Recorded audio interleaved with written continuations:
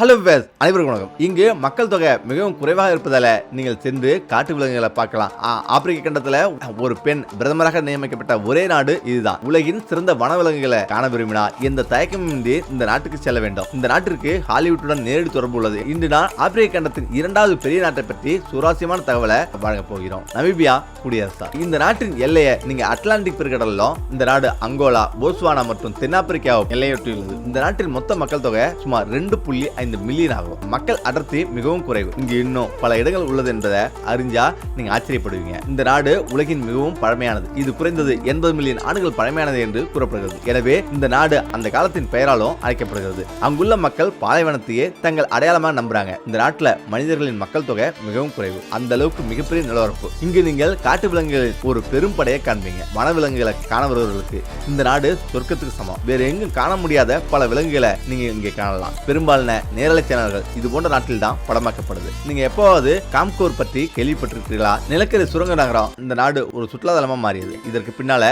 ஒரு சோக கதை இருக்கிறது. முக்கியமா பாத்தீங்கன்னா 1,00,000 பேரை கொன்ற வைர பேராசை. கருப்பு மானிட இனத்தின் மூதாதை நிறம். மனித இனத்தின் முதல் உயிர் கருப்பு நிறம் தான் கொண்டிருந்தது என்பதை எவராலும் ஒருபோதும் மறுத்திட முடியாது. உலக வரலாறு முழுக்கவே இந்த கருப்பு நிறம் படும் துயரங்களும் அடக்குமுறைகளும் ஒடுக்குமுறைகளும் கொஞ்சம் நஞ்சமில்ல. கருப்பின் பிறப்பிடம் மட்டுமல்ல, மனித இனத்தின் பிறப்பிடமும் ஆப்பிரிக்காவில் தான். கருப்பை தன் மீது அப்பிக்கொண்டிருந்ததாலோ என்னவோ ஆப்பிரிக்க கண்டத்தின் வரலாறு முழுக்கவே கருப்பு நிறத்தால நிரம்பி இருக்கிறது. கருப்பின் மீதான வெள்ளைத்தூள் அடக்குமுறையை கொஞ்சம் புரிந்து கொண்டா இந்த கதையின் நுண் அரசியலை புரிந்து கொள்ள முடியும். நிறத்தின் பெயரால அடக்குமுறை செய்து ஒரு நகரத்தை, அதாவது கோஸ்ட் டவுன், பேய் நகரமாக மாற்றிய கதை விளங்கும். ஆப்பிரிக்க கண்டத்தின் தெற்கு பகுதியில ஒரு ஓரத்தில் அமைந்திருக்கும் சின்ன நாடு இந்த நமீபியா. பாலைவனங்களும் கடற்கரைகளும் ஒரு சேர அமைந்திருக்கும் இது காஸ்டல் டெசர்ட் பகுதியில் நிறைந்திருக்கும் ஒரு நாடு. 1884 இருந்து ஜெர்மனிய காலனி ஆதிக்கத்தில் இருந்து வந்தது நமீபியா. இந்த நாட்டில் 2 முக்கிய பூர்வ குடியினங்கள் இருந்தன. ஒன்று ஹெரேரோ, மற்றொன்று நமக்குவா.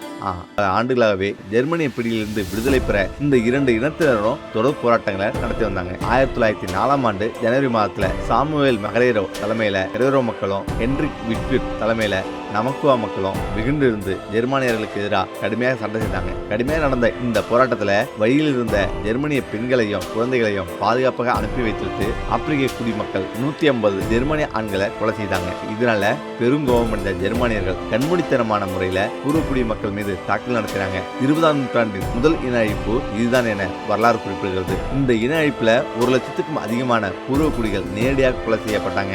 மேலும் பல பெண்களையும் குழந்தைகளையும் ஜெர்மானிய படைகள் வறண்ட பாலைவனத்துக்குள்ள துரத்தி விட்டாங்க. அங்கு தண்ணீர் இல்லாம, உணவில்லாம பல்லாயிரக்கணக்கானோர் மரணத்தை தழுவினாங்க. இந்த இன அழிப்புக்கு பிறகு பூர்வக்குடிகள் வெகுவாக பயந்து போனாங்க. பூர்வக்குடிகளின் அந்த பயம் ஜெர்மானியர்களுக்கு பெரும் தைரியத்தை கொடுத்தது. முக்கியமா 1908ஆம் ஆண்டு ஜக்ரியாஸ் லெவாலா என்கிற கருப்பின இளைஞர் இன அழிப்பால பாதிக்கப்பட்டு தான் இதற்கு முன்னர் பார்த்து வந்த வைர சுரங்க வேலையை இருந்து லூட்ரிஸ் என்னும் ரயில் நிலையத்துல தொழிலாளியாக வேலை செய்து வந்தாரு. பாலைவன பகுதி என்பதால அவ்வப்போது அங்கு மணல் புயல் ஏற்படும். அந்த புயலால ரயில்வே தண்டவாளங்கள் மணலால் மூடப்பட்டுவிடும். அப்படி மூடும் மணலை மண்வெட்டி கொண்டு, மண்வாரியை கொண்டு சுத்தம் செய்வது ஜக்ரியாஸின் முக்கிய பணி. அப்படியாக ஒரு நாள் அவர் தனது பணியில் இருந்தபோது தண்டவாளங்களை ஒட்டி சில மினுமினு கற்களை பார்த்தாரு. பார்க்க வைரக்கற்கள் போல இருந்ததால அவற்றை தன் எஜமானரான ஆகஸ்டாக்கிடம் சென்று கொடுக்கிறாரு. ஐயா, இது வைரமாக இருக்கலாம் என்கிற சந்தேகம் இருக்கு. இந்த பகுதி முழுக்க இந்த கற்கள் நிறைய இருக்கிறது என்று சொல்கிறாரு. ஆக்ஸ் அவற்றை லேப் டெஸ்டுக்கு அனுப்புறாரு. அவர் தூய்மையான வைரக்கற்கள் என்று ரிப்போர்ட் வருது. ஆக்ஸ் இத ஜெர்மனி அரசுக்கு அனுப்பி வைக்கிறாரு. உடனடியாக ஜெர்மனி அரசு லூட்ரிஸ் நகரை ஒட்டி இருக்கும் மிகப்பெரிய நிலவரப்ப பாதுகாக்கப்பட்ட பகுதியா அறிவிக்கிறது. அங்கு பல்லாயிரம் ஆண்டுகளா வாழ்ந்து வந்த பூர்வ குடி மக்கள் வெளியேற்றப்படுறார்கள். பல ஜெர்மனிய தொழிலாளர்களும் நமீபியா நோக்கி படையெடுக்கிறாங்க. அவர்களுக்காக ஒரு புதிய நகரம் உருவாகிறது. கோல்ட்மேன் கோப் என்கிற அந்த நகரம் ஆடம்பரமாக இருக்கிறது. ஜெர்மானிய கட்டிடக்கலை அடிப்படையில் உருவாக்கப்பட்ட வீடுகள், இறைச்சிக்கடை, போஸ்ட் ஆபீஸ், ஐஸ் பேக்கரி, நாடக அரங்கு, மருத்துவமனை என சகல வசதிகளும் உருவாக்கப்பட்டது. தென் துருவத்திலேயே முதல் எக்ஸ்ரே மிஷின் வைக்கப்பட்டதும் கோல்ட்மேன் நகர மருத்துவமனையில் தான் என்றும் சொல்லப்படுகிறது. சகல வசதிகளோடும் ஆடம்பரங்களோடும் நகரின் ஜெர்மானிய மக்கள் வாழ்ந்து வராங்க. தங்கள் சொந்த நிலங்களிலிருந்து விரட்டியடிக்கப்பட்ட ஆப்பிரிக்கர்கள் பலரும் வைர சுரங்கத்தில் வேலை செய்யும் அடிமைகளாக மாற்றப்பட்டன. 1908 தொடங்கப்பட்ட வைர சுரங்கத்தின் உற்பத்தி 1912 போது உலகின் மொத்த வைர உற்பத்தியில 12% கோல்ட்மேன் நகருடையது என்ற அளவுக்கு வளர்ந்தது. ஆனால் அங்கு சென்ற ஜெர்மனியர்கள் அனைவரும் மிகப்பெரிய பணக்காரர்களாக மாறினாங்க. 1928ஆம் ஆண்டு காலங்களில் முதலாம் உலகப் போர் தாக்கத்தின் காரணமா வைரத்தின் விலை கடுமையாக விழுந்தது. மேலும் கோல்ட்மேன் நகரின் பெரும்பாலான வைரங்கள் எடுக்கப்பட்டு விட்டது. இனி இருக்கும் வைரங்களை மிகுந்த சிரமங்களோடு எடுக்க வேண்டிய நிலை ஏற்பட்டது. அதே சமயத்துல தெற்கு கடற்கரை பகுதியில் ஏராளமான வைரக்கற்கள் கிடைக்கிறது என தகவல் வரவும் கோல்ட்மேன் கோக் நகரம் கொஞ்சம் கொஞ்சமாக காலியானது. 1956 மொத்த ஊரும் காலியாகி மனிதர்களற்ற ஊரா நின்றது கோல்ட்மேன். தொடர் மணற்புயலால நகரின் பல கட்டிடங்கள் பெரும்பாலும் மண்ணுக்குள் புதைந்துவிட்டது. ஜெர்மனியர்களின் ஆதிக்கத்துல இன்று நமீபியாவில் இங்கிருந்து வைரக்கற்களை எடுத்து வியாபாரம் செய்த பல ஜெர்மனிய குடும்பங்களும் இன்றும் பெரும் பணம் படைத்தவர்களாக வாழ்ந்து வராங்க. நமீபியா குறுக்குடிகளோ இன்றும் எந்த முன்னேற்றமும் இல்லாம அப்படியே தான் இருக்கிறாங்க. எல்லா வளங்களும் கொண்ட ஆப்பிரிக்கா வறுமையில் இருக்கிறது. அதன் வளங்களை சுரண்டும் பல நாடுகளும் பணக்கார நாடுகளாக மிளகிறது. ஜொலிக்கும் ஒவ்வொரு வைரக்கல்லுக்கு பின்னாலும் இப்படியான துயர கதைகள் இருக்கிறது. ஆனா அங்க யாரும் வசிப்பதில்லை. மக்கள் இந்த வீடுகள்ல வெறுமனே வாழ்றாங்க. இரவில் யாரும் அங்க செல்ல விரும்புவதில்லை. இது உண்மையிலேயே ஒரு பயங்கரமான இடமா மாறிவிட்டது. இதில் குறைஞ்சது 20 முதல் 25,000 பேர் வரை பல்வேறு தரப்பட்டவர்கள் கொல்லப்பட்டனர். 2004 ஜெர்மன் அரசாங்கம் இங்குள்ள மக்களிடம் அதிகாரப்பூர்வமா மன்னிப்பு கேட்டது. 1990க்கு முன்பு இது தென்னாப்பிரிக்கா என்று அழைக்கப்பட்டது. 1990 தென்னாப்பிரிக்கா நமீபியாவை விடுவித்தது. இந்த நாடு தென்னாப்பிரிக்காவின் ஒரு பகுதி என்பதை அவர்கள் ஏற்றுக்கொள்ளவில்லை. இன்றும் கூட இங்குள்ள மக்களுக்கு தென்னாப்பிரிக்காவுடன் நல்லுறவு இல்லை. இன்றும் கூட இந்த நாட்டின் கூறுகளுக்கு ஹாலிவுட்டுடன் ஆழமான தொடர்பு உள்ளது. இதன் பொருள் பல பெரிய ஹாலிவுட் திரைப்படங்கள் இந்த நாட்டில் படமாக்கப்பட்டுள்ளன. எல்லா படங்களும் இங்குதான் படமாக்கப்பட்டுள்ளது. அது மட்டும் இல்லாம வனவிலங்கு சேனல்கள் ஆவணப்படங்களை எடுக்க அடிக்கடி இங்கு வருகின்றன. ஏனெனில் இதுவே அவர்களுக்கு சிறந்த படப்பிடிப்பு தளமாகும். கிளிடன்ஸ் கோஸ்ட் பற்றி கேள்விப்பட்டிருக்கிறீர்களா?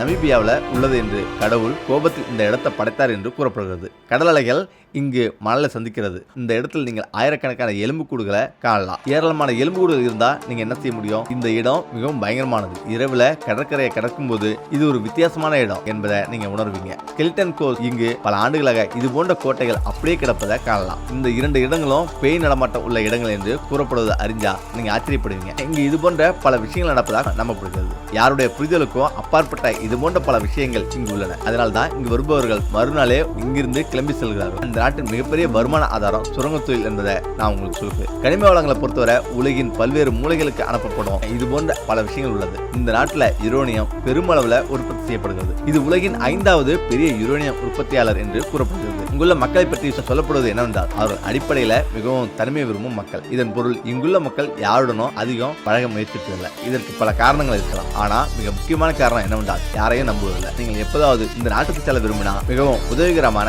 சிலரை காண்பீங்க. ஆனா அதிக ஆர்வம் காட்டும் மற்றவர்களை காண முடியாது. இங்கு நீங்கள் பலவிதமான விலங்குகளை காணலாம். நண்பர்களே, நீங்கள் நிறைய ஆள் நடமாட்டம் இல்லாத மலைகளை காண்பீங்க. உலகில் உள்ள அனைத்து விலங்குகளும் இங்கு இருப்பதா சொல்லப்படுகிறது. இந்தியன் தேசிய பூங்காவை பற்றி கேள்விப்பட்டிருக்கிறீர்களா? இல்லை என்றா அதை பற்றி உங்களுக்கு சொல்கிறோம். இது உலகின் மிகப்பெரிய தேசிய பூங்கா என்று இப்போது நாம் கூறலாம். இங்கு ஏராளமான உயிரினங்கள் இருக்கிறது.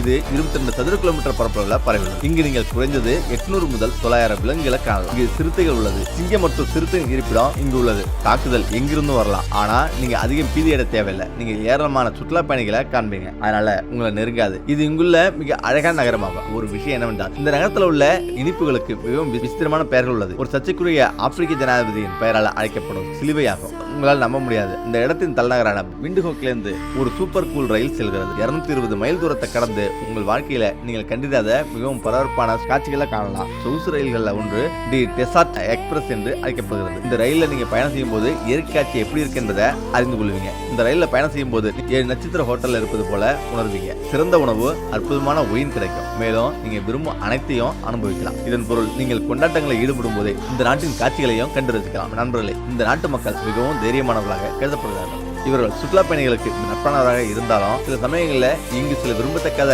சம்பவங்களும் நடக்குது. இது 55 மில்லியன் ஆண்டுகளுக்கு முந்தைய உலகின் பழமையான பாலைவனமாகும். அட்லாண்டிக் பெருங்கடலிலிருந்து மேற்கே பாயும் ஒரு இடம் இது கடற்கரையின் பாலைவனத்தை சந்திக்கிறது. 55 மில்லியன் ஆண்டுகளுக்கு முந்தைய உலகின் மிக பழமையான பாலைவனமாகும். இதன் சிறப்பு என்னவென்றால் அங்குள்ள மணற்குன்றுகள் உலகின் மிகப்பெரியது. நமீபியா ஆப்பிரிக்காவின் மிக இளமையான நாடுகளில் உண்டாகும். 1990 அன்று தென்னாப்பிரிக்காவிடமிருந்து சுதந்திரம் பெற்றது. தற்போது இது ஆப்பிரிக்காவின் 3வது இளமையான நாடாகும். 2015 முதல் இதன் ஜனாதிபதியாக ஹெட்கேம் ஜாப்ஸ் உள்ளார். சுதந்திரத்துக்கு பிறகு 3வது ஜனாதிபதி இவர் தான். நமீபியா பற்றிய சுவாரஸ்யமான விஷயம் என்னவென்றால் இந்த நாட்டில் 2 பெரிய மாறுபட்ட பாலைவனங்கள் உள்ளது. ஒன்று புதிய பாலைவனம் என்றும் மற்றொன்று கலகாரி பாலைவனம் என்றும் அழைக்கப்படுது. அவர் தோற்றத்துல முற்றிலும் வேறுபட்டது. அவற்றின் புவியியல் அமைப்பும் முற்றிலும் வேறுபட்டது. இந்த நாட்டுல உங்களால் கற்பனை கூட செய்ய முடியாத விஷயங்கள் இருப்பதா சொல்லப்படுது. மேலும் ஆச்சரியமான விஷயம் என்னவென்றால் உலகில் எங்கும் இல்லாத தாவரங்கள் நிறைய இருக்குது. எனவே இந்த நாடு உலகின் மிக அழகான நாடு என்று அழைக்கப்படுகிறது. ஆப்பிரிக்காவில் எங்கும் மழை பெய்யாது என்றாலும் இதுல முன்னணியில் உள்ளது. இந்த நாடு தாழ்வாகவும் பழுப்பு நிறத்திலும் காட்சியளிக்கும். சில நேரங்களில் மழை பெய்யும். ஆனா மார்ச் முதல் நவம்பர் வரை இங்க மிகவும் வெப்பமா இருக்கும். ஓகே, நம்மள இந்த விட அப்படி செய்யுங்க. மீண்டும் அடுத்த